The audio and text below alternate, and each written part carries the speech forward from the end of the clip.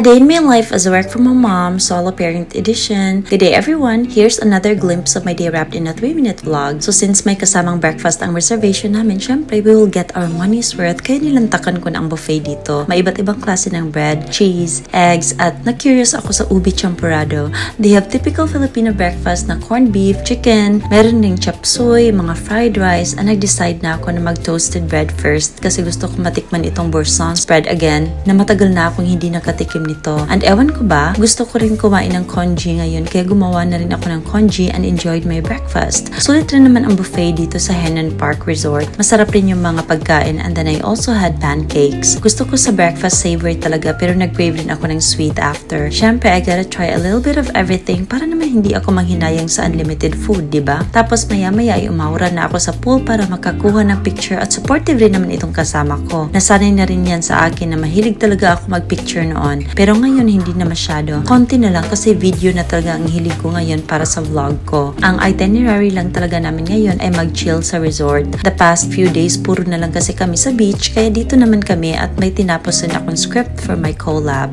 Magtatrabaho pa rin ako syempre para naman may ikakagastos rin sa mga gala kaya ilaagan man talaga ako.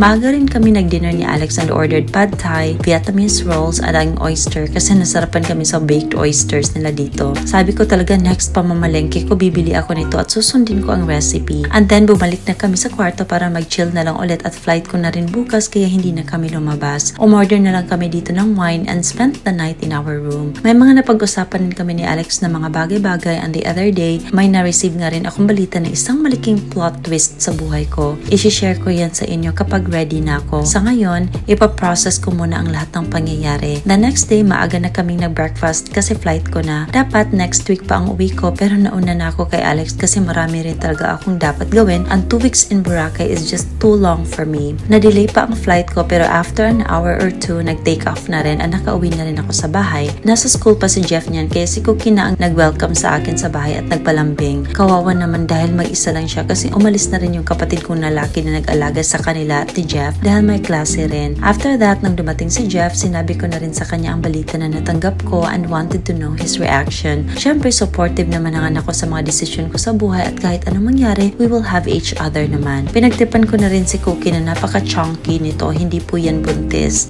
Later ay nagluto na rin ako ng dinner namin and decided to make beef tacos. Kanina ko pa din i-frost ang ground beef and diluto ko na agad to. Seasoned it with some spices, salt and pepper.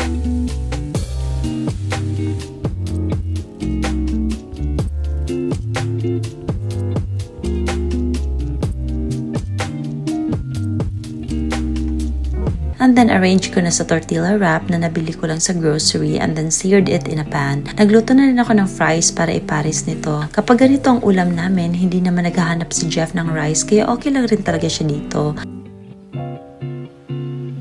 After our dinner ay nagtimpla na nga rin ako ng kape para maganda sa shift ko. Ang bilis lang ng araw. Kaninang umaga na sa Boracay pa ako. Ngayon magtatabaho na naman ulit. And that's all for today. Thank you so much for watching. Bye!